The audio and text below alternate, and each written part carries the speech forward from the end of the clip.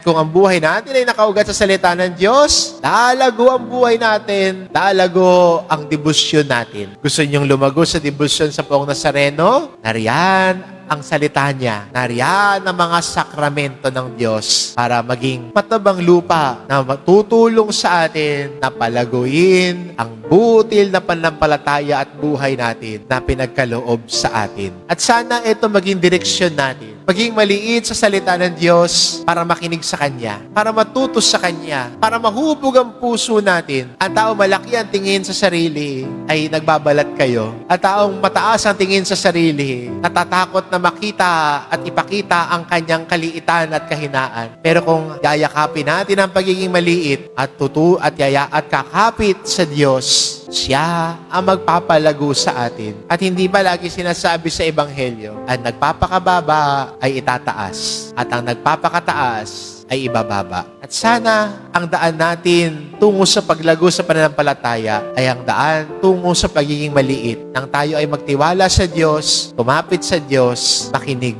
sa Diyos. Amen.